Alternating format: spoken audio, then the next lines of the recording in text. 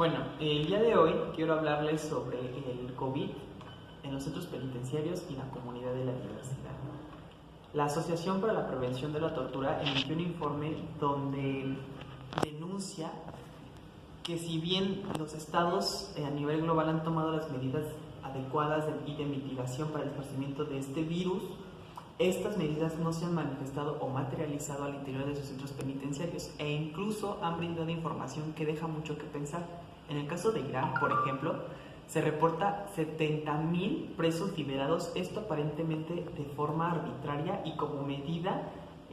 ante el esparcimiento del virus al interior de sus centros penitenciarios. En el caso de China, solo se reportan 500 enfermos COVID. Esta información deja mucho que reflexionar, además de que estos estados no han brindado información respecto a la situación que viven sus centros penitenciarios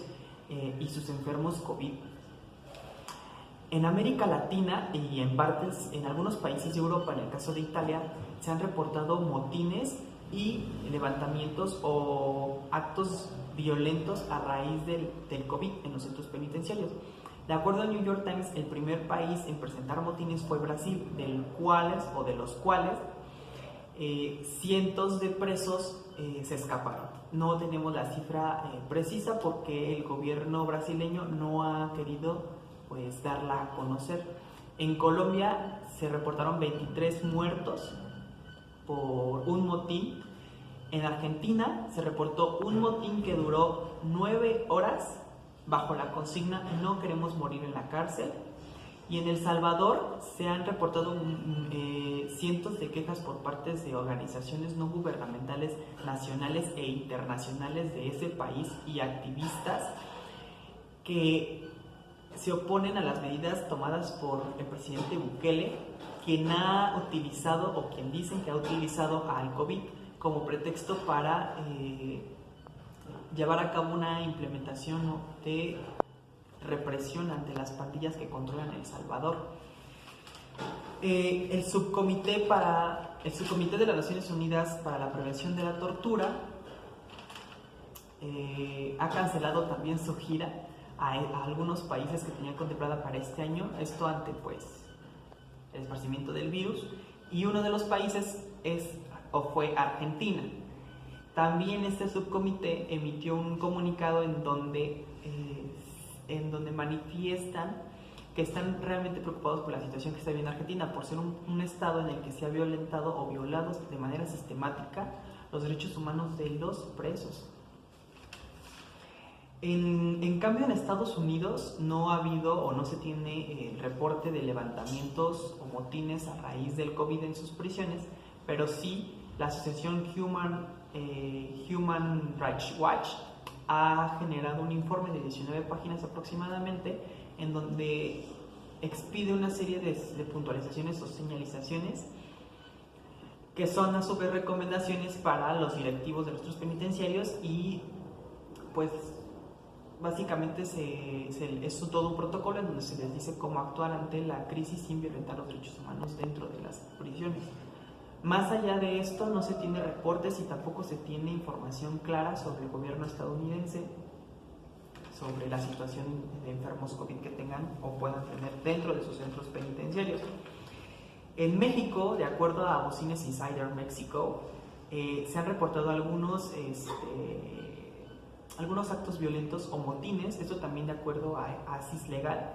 que es una asociación de la cual hablaremos más adelante y muy importante. Ellos han reportado que el centro penitenciario o de los centros penitenciarios donde más cifras rojas, por decirlo de alguna manera, ha dejado es el de Chalco, con 14 heridos y 3 muertos, el de Colima con 15 heridos, el Centro Penitenciario Oriente de la Ciudad de México con mayor número de denuncias por parte de los familiares, esto ante la escasa información que tienen sobre sus familiares recluidos y la situación en la que están viviendo. También, de acuerdo a este mismo medio y al gobierno poblano, encabezado por Miguel Ángel Barbosa, se informó que se habilitó un centro de readaptación juvenil para ser el primer y único centro penitenciario exclusivamente para presos COVID. Miguel Ángel Barbosa informa que justamente este sería el primer y único centro en todo el estado y en todo el país en albergar presos COVID.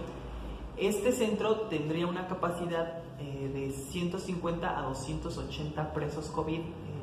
y esto estas medidas fueron tomadas por Miguel Ángel Barbosa ante las recomendaciones que se hicieron por la CNDH aquí en México, quienes expidieron toda una serie de pautas y un comunicado donde se invitaba a los centros penitenciarios y a los gobiernos de cada estado a garantizar la salud de los reclusos y garantizar también la no violación de sus derechos o garantías individuales. También las medidas expedidas por la CNDH fueron el cumplimiento en tiempo, forma óptima, adecuada y suficiente de lo que les venía mencionando, sus derechos y en especial el derecho a la salud en este caso.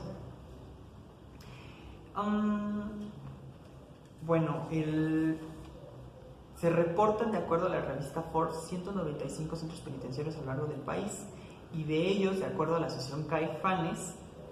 se confirma que en todos ellos ya se tienen celdas COVID, pero estas celdas COVID son adaptaciones de celdas de castigo que ya estaban en esos centros penitenciarios o adaptaciones de celdas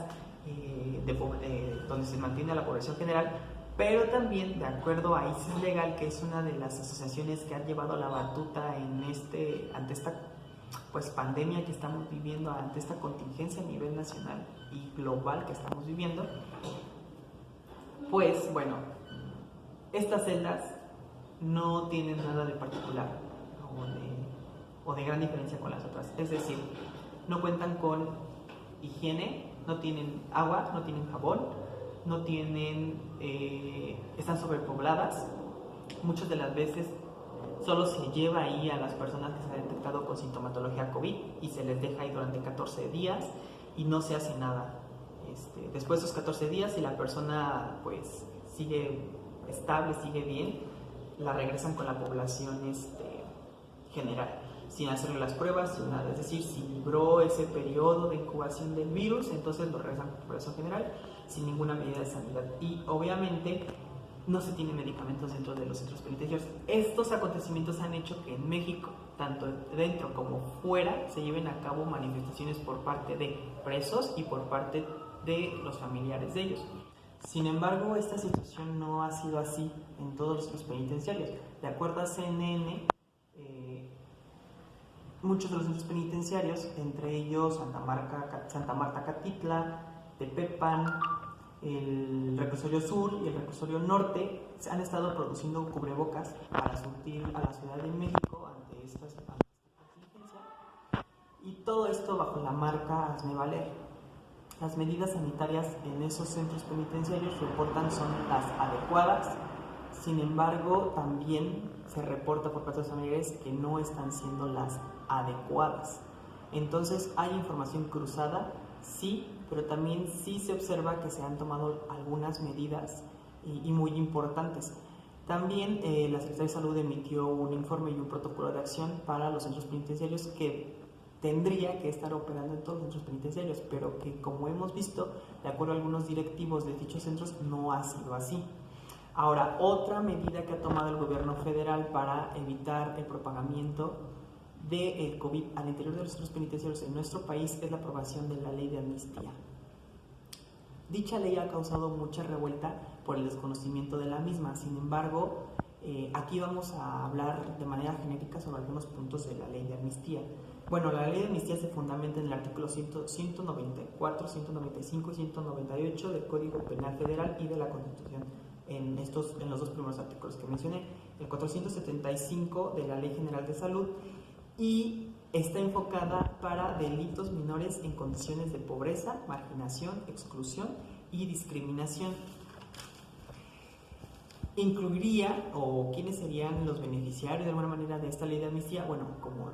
lo mencioné, en esas condiciones de pobreza o discapacidad permanente por indicación de un cónyuge obligado por algún grupo delictivo o del crimen organizado, y todos aquellos que hayan tenido un juicio donde no se haya garantizado el derecho al intérprete de lengua y cultura, es decir, enfocado a nuestros pueblos indígenas y afromexicanos. También donde se hayan cometido delitos simples y sin violencia, cuya pena no sea mayor a 4 años, y el delito de sedición, lo cual este último pues posibilita que los presos políticos pues tengan una opción para salir. Y todo esto se aceleró, o la aprobación de dicha ley se aceleró pues como medida para la mitigación de la pandemia o del esparcimiento del virus al interior de los centros penitenciarios. Sin embargo, a la hora de hablar sobre las medidas federales, las medidas internacionales, los protocolos emitidos por instituciones gubernamentales, no gubernamentales y de índole internacional, también podemos notar que se deja de lado a ciertas poblaciones vulnerables. Por ejemplo, en el caso de México se reportan 255 mujeres privadas de la libertad que viven con sus hijos al interior de los centros penitenciarios, es decir, 1.6 niños o niñas menores de 6 años, lo cual serían aproximadamente 415 infantes menores de 6 años que viven dentro de los centros penitenciarios y que no están siendo contemplados dentro de los protocolos o de las leyes tal cual. Si bien podríamos decir que sí se contemplan porque podrían, de acuerdo a los señalamientos que les dije, podrían solicitar la amnistía, pues también es cierto que no está explícito que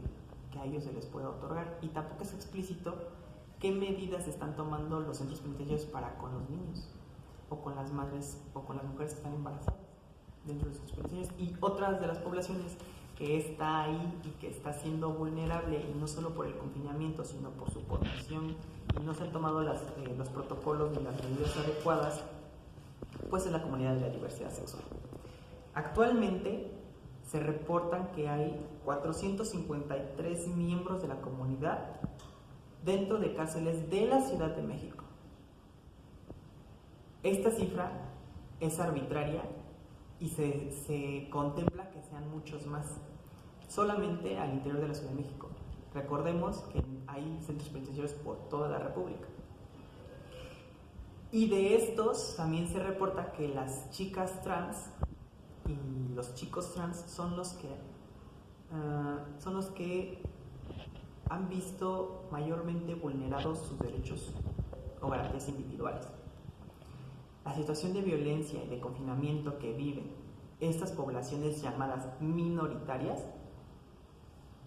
es una situación no solamente de violencia por su condición y el espacio en el que están, sino también una doble discriminación y doble violencia y doble violación a sus derechos por no estar contempladas dentro de las acciones de mitigación